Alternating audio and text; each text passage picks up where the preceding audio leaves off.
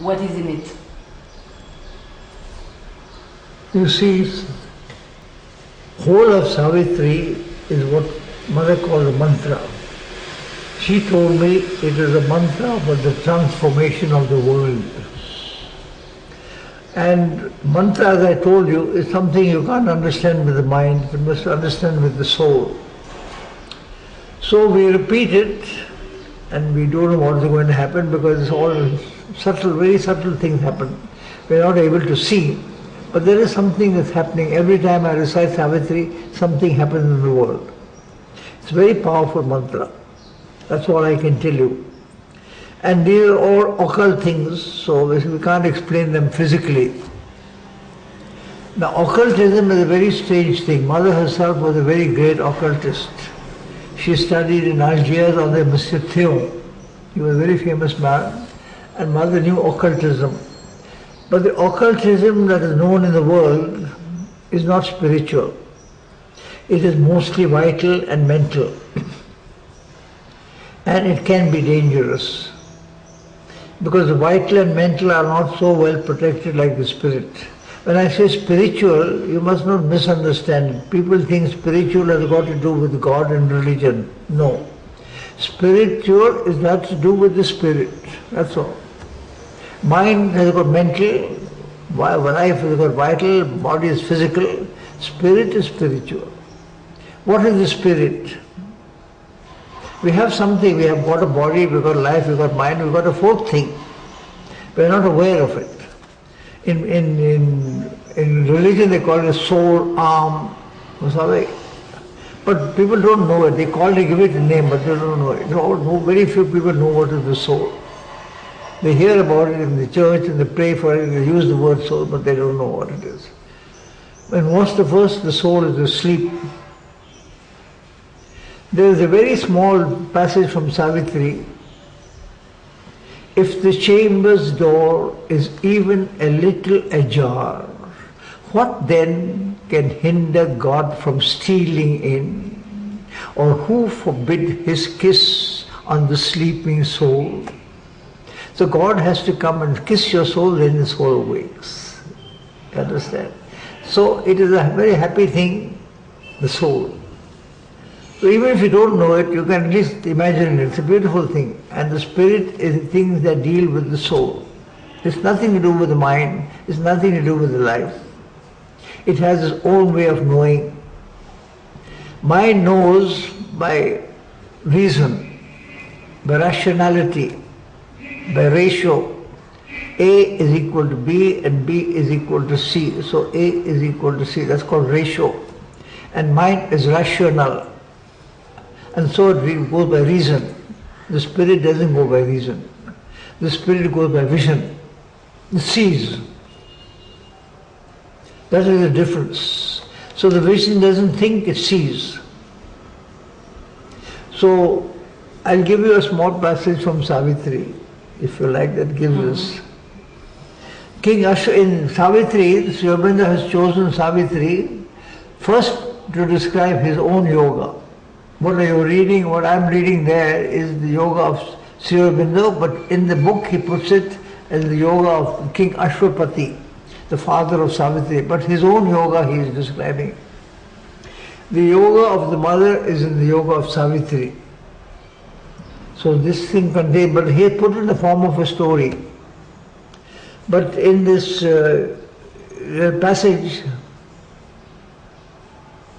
how shall I rest content with mortal days and the dull measure of terrestrial life? I who have seen behind the cosmic veil the glory and the beauty of thy face. Hard is the doom to which thou bindest thy sons. How long shall our spirits battle with the night and bear defeat and the brute yoke of death? We who are vessels of a deathless force and builders of the Godhead of the race. Or if it is thy work I do below, amid the error and strife of human mind, in the vague light of man's half-conscious mind, why breaks not in some distant gleam of thee? Ever the centuries and millenniums pass, where in the greyness is thy coming's ray? Where is the thunder of thy victory's wings? Only we hear the feet of passing gods. It's a very sad line. All the gods come, they stay, they go away. We've had Rama, we've had Krishna, we've had Christ, we've had Allah, we have this, we have all the gods come. We accept them all. They come, they stay, they go away. Even Sri Aurobindo has gone away, Mother has gone away. And we only hear their feet passing away. That's all. 1 second. Has Mother come here? What has she? She was destined to come. Udar here, Lilu is not here, she won't come back. So I ask you the question differently. Why has Mother come here? She came here because she was destined to come. She had a role to play, and it was her destiny that brought her here. There's no question of why or what, because the divine has no why. When I asked Mother this question once, she told me the divine doesn't act by reason, so there's no why. The divine acts, on accept. There's no why. But she had to come, she came. And what has she done here? You see, according to the Indian tradition, which is based on very ancient knowledge, all the divine force acts in this way. It has first what we call the male portion of it. We call it the Purusha, we call him the Lord, the Purusha. The Purusha is the man who brings out the force, who is the witness, who is the man supporting the whole movement. But the actual person who acts in front is the feminine side of it. We call it the Shakti. Prakriti, we call it the Shakti. The mother is the active principle. Sri Aurobindo was the support. So it was she that built up the ashram. Mother has done it. But Sri Aurobindo is standing behind supporting the whole thing. So this mother, you may call it Sri Aurobindo ashram, but the mother has built it up. And that is always done by the female side of the two sides, the right hand side, left hand side. So she came to do that, she came to build the ashram. And she built it. And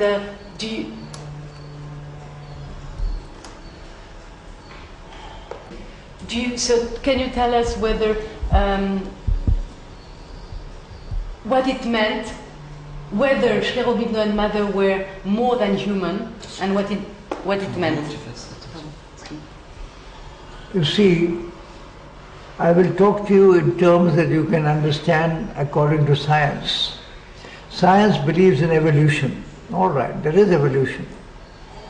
But we have come now to man. Is man the last part, or is there more than man? This is the question. Obviously man is not the end of evolution. There must be something more. What kind of more is that? That was Sri Aurobindo's business to look. He called that the Superman. Not the Superman in the terms of Nietzsche. Superman is something beyond man. Something different. More different from man than man is from the animal. That's the future. Also, the way of knowledge will be different. Now we know knowledge by experience, by relation, by reason. In the new way, knowledge will come by what we call identity. Knowledge by identity. If I bring this thing to you and you want to know what it is, you become identified with it, you know at once. You don't have to have any reason, you don't have to have it analyzed, you don't take it to the laboratory. You become one with it, identified, identity. And you know at once. And you can talk at a distance without any apparatus, you can even move things at a distance. You have tremendous powers. All those powers will come. But the greatest and last thing of all is death. Death is the last instrument of the force of darkness. He says, you do what you like, in the end you have to come to me. So this is the challenge that we have to take up. Thank you. Death is not the last point. So Sri Aurobindo went through the process of death consciously. I was by his side when he left his body. He died as a man died, but he didn't die like an ordinary man. He died consciously, seeing all the things that happen when you die, so that he knows what he has to fight against. It's a very big fight. The conquest of death is always a very, very big fight. So he will take it up. He will come back. And when he comes back, he will not die again. This is the promise given to us. Mother and Sri Aurobindo will both come back. But they will come back in a new form, in a new way. They will not be born. Because birth implies death. So they won't be born, they will be projected directly. It's a new way of coming down. These are things that at the present moment they are fantasies. All right, you count them as fantasies. But if you believe, I believe, I have faith, I believe that they are going to be true. But I don't ask everybody to believe. They think these are only fantasies. All right. It's my business not to convert anybody. I tell you what I feel and what Sri Aurobindo and the mother has said. So we are preparing for the new race. And he calls that the supramental consciousness. Supramental again, not being above, but beyond. Supra in Latin means beyond, outside, not higher. Super is higher. Supra in Latin, I know some Latin. Supra means outside, beyond. So he calls it the supramental consciousness. It will go beyond, outside the present consciousness. So this yoga is known as the supramental yoga.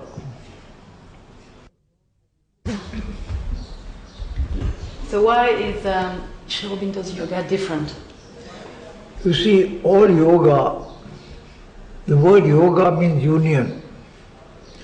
The real aim of yoga is first to realize yourself, your soul, what I told you. By your first process you come to know what is your soul. And when you know your soul and the divine become one and become joined together.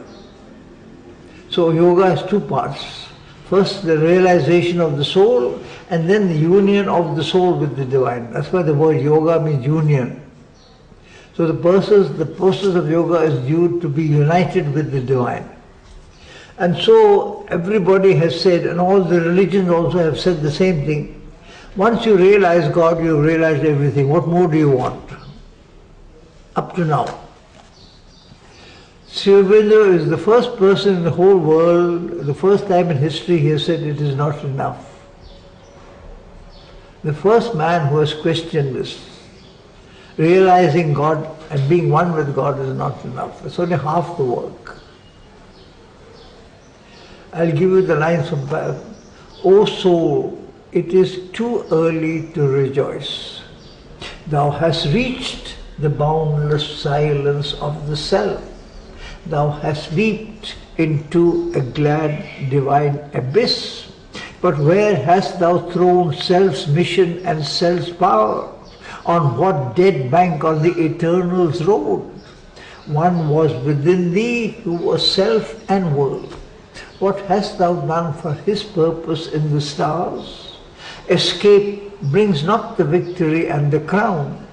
Something thou camest to do from the unknown. But nothing is finished and the world goes on because only half God's cosmic work is done.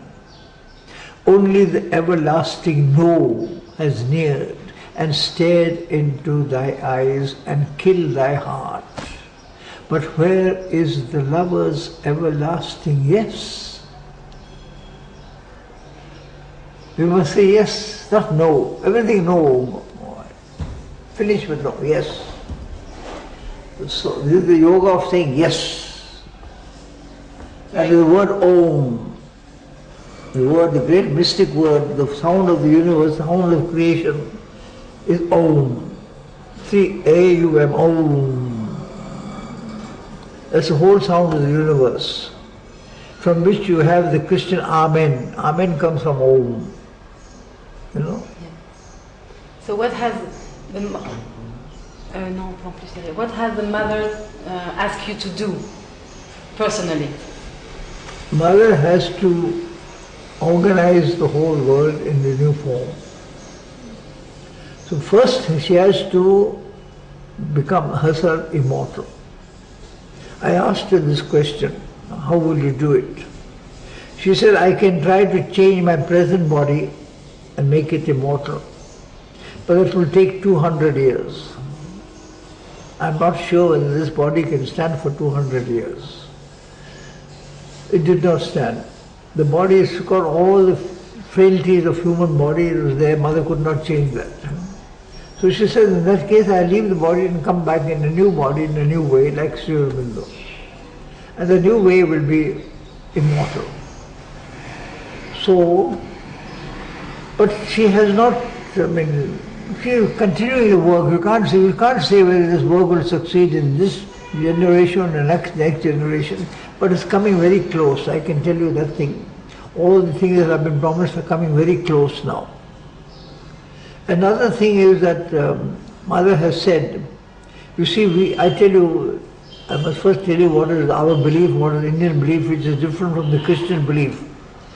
Frankly, I was myself a Christian, but the Christian belief is very foolish. You come here, you live 60, 70 years, you die, you go either to heaven or go to hell. Finished. It seems ridiculous. But the Indian belief is the soul comes again and again and again for further and further growth. We come into this world for the sake of the soul, not for our body. It's the soul that grows. And it goes and it comes back, and there's some meaning in that. So, the evolution of the soul is there.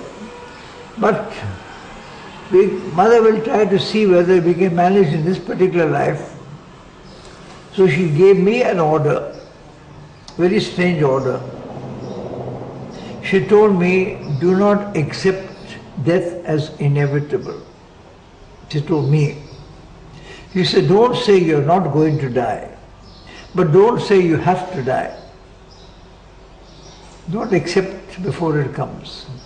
When it comes, at that time you see. But don't from the beginning say, oh, one day I've got to die. No. But she said, people will laugh at you, and they will tell you that everybody has to die. The Mother tells them, you tell them, go and die. But I don't say I've got to die. Let me see. And I'm working on that principle. What she will do is her business. I'm not concerned with it. My business is to be happy. This yoga is a yoga of being happy. All the other problems you pass to the divine. It's a very fine yoga. Why is India important for humanity, and why is India important for humanity, and what is its future? Because India one day has to have a divine, a spiritual ruler, spiritual rule.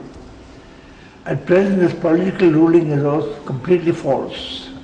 All over. Udar here? Huh? I'm not here, I'm not free, don't come now.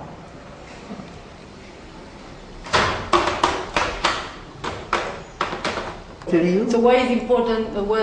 Is India important for? You see, because India is the first country that will have a spiritual government. It is decreed. How it has happened, that's another matter. Mother has tried all kinds of ways, but she is still trying. So I have a feeling that it can't be done by anybody. Mother herself has to do it. She herself has to force a spiritual government on India. And I think she wants to use me as her instrument. I don't know. Because she told me that I have to play a very important part. I don't want to, but if Mother wants me to do it, I can't say anything. She has to do what she wants, not what I want. So if India becomes a spiritual government, then Mother told me what will happen. She said India will be a free country. Anybody can come, anybody can go. No passport, no visa, nothing. Come, go, what you like. all goods can come to India freely and should go out freely. No custom duty. There should be an open country, free country. Let everything come, let everything go out. And no income tax. Mother told me. She said, you tell the people, India is not a country. India itself is a goddess. He calls it the Mother India, we call it Bharat Mata. So our country is not just a piece of land, it is a goddess. We worship India. So we ask the people, you give to India money and people will give. They don't have to ask them by income tax. They will give much more than they take them. That's what Mother told me and I believe it. In this country it can happen, not in any other country. And then the other countries will be surprised. How is this happening? They will come to learn from India. That's how India will be the guru of the world. But it still has to come to that. It's not yet come, it will come. How do you communicate with, how do you communicate with Mother? You see, in 1972, it was Sri Aurobindo's centenary year. So the government of India spent a lot of money and they asked Mother to send one person to the Western countries, to Europe, America, Canada, and to give talks on Sri Aurobindo. And Mother chose me. And I was very surprised, very unhappy. In the first place, I'm an engineer, I'm not a talker. I'm doing all this because Mother has asked me to do, but my business, I'm an aeronautical engineer. I've learned how to build aeroplanes. I was the first man in the whole of India. I took my degree in London in 1931. I took a degree of engineering and went to college. I took practical training. But I'm not a talker, but Mother wanted me to go out and talk. I told Mother I don't know what to say. She said, that's why you're going out. So, because if I know what to say, I will say my knowledge. But if I don't know what to say, I will speak with her knowledge. So I understood. And then Mother said, I said, Mother, I'm still unhappy. Mother said, why are you unhappy? I said, Mother, look, I see you 5 times a day. You are my whole life. How can I leave you and go all these? I'm not interested in tourism. I'm not interested in seeing anybody. I'm not interested in meeting people. I'm interested only in you.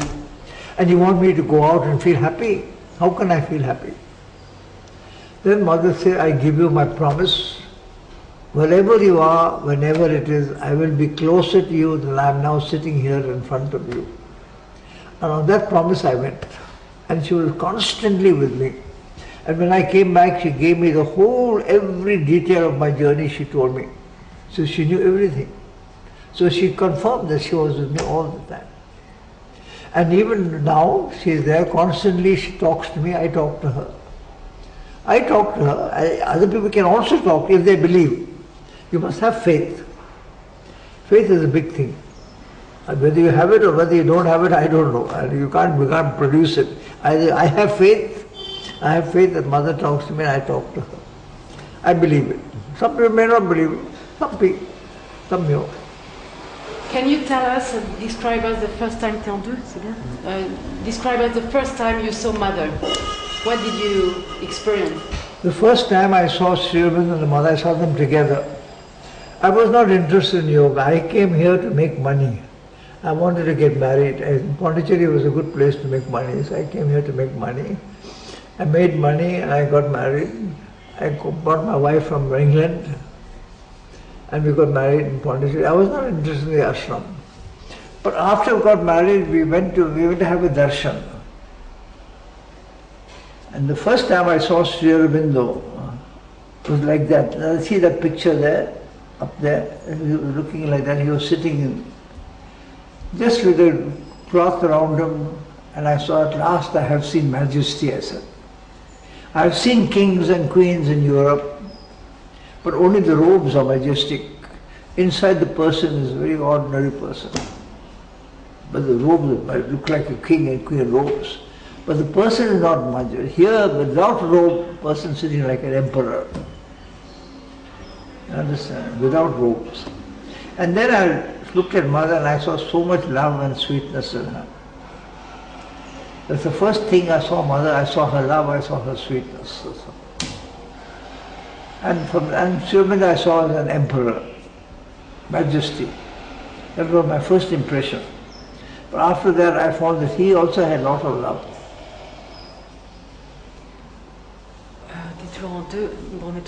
What was the different? How different were Sri Aurobindo and Mother? How different were Sri Aurobindo and Mother? You see, and why? I tell you, when Sri Aurobindo first came here, he had the idea of going to a new consciousness, evolution to a new force. This was a possibility, but he was not sure whether that could be attained or not. So for many years he did his own yoga and he tried to find out whether it's possible to come to that point or not. And in 1926 he had a great spiritual experience and he was given the promise that it can be done. At that time he retired from all outside contact, 1926, and he put the Mother in charge of the ashram. And he said to anybody, he told all his people, those who want to do my yoga, they have to surrender to the Mother. And he himself surrendered to the Mother. She became the head, and Sri Aurobindo himself surrendered to her. And if you asked him anything, he said, ask the Mother. But at the same time, the Mother always considered Sri Aurobindo as the Lord. She called him the Lord. Although he surrendered to her, she would always say, as the Lord wills. So it was a double movement. Each passing the buck to each other. It was a very happy movement. But the whole power was given to the Mother to build the ashram, and she built it. And in personality, what was the difference in personality between Mother and Sri Aurobindo? Were they working the same way or had they different way to work? I tell you, Mother was active principle in front, active principle, and Sri Aurobindo was the supporting principle behind. So, and actually we consider them as one, we don't make any difference. And in fact they are one, although there is a line in Savitri, the two who are one. So it's an ancient tradition. The two people can be one, they're two different sides of the same personality. So we consider Sri Aurobindo and the Mother as one. But the active principle is the Mother and the supporting principle is Sri Aurobindo. And that was the relationship. There was no difference between them at all. There was complete harmony. They can't be in one body, like one body, you can't divide them one body. They were like one body, although there were two separate bodies, they were acting as one body. There was no difference between them at all, at all. And on the daily life, two disciples, how different were they manifested or were they expressed? You see, according to Indian tradition, every person has in him what we call a swabhava. It's a Sanskrit term, meaning something within your soul that wants to do. It's called a swabhava. Everybody has it, in one form or the other. And then according to that, there must be a rule of your life, which is called swadharma. The swadharma must be the rule to fulfill your swadharma. Now this, to see that only a spiritual person can see in each one, what is your swabhava, what is your swadharma. So to each one the Mother could see and she would give them the work it is best suited for their swabhava. So for me she gave me this work, for somebody else she gave another work. But she could have that vision. So that is what we call, it's very difficult to explain it because you can't understand, all your training, all your things means nothing. It's that something in your soul is more important. So these things a Mother could see and she gave to each one of us the work according to our swabhava. She gave me this work and I have done it very well for her, but I didn't do it, she was able to work through me. Mother always worked through her instruments. But very often the instrument began to feel that the instrument did the work. That's wrong. And Mother has tried to protect me from that feeling.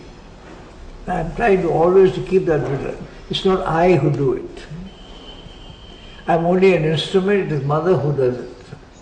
If I begin to think it's I who does it, I'm finished. But it's not easy to keep that. I tell you, we have so much, we think so much of ourselves that you say, I have done this, I have done this, I have done that. We always think I have done it. But in reality, we have done nothing.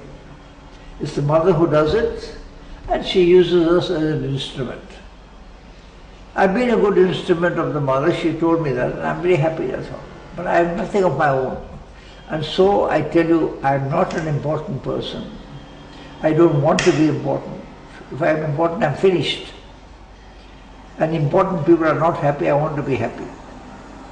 So I said, what is the, and I don't, another thing Mother asked me to stop thinking. Don't plan. Don't make plans. It's difficult. It's difficult not to make plans.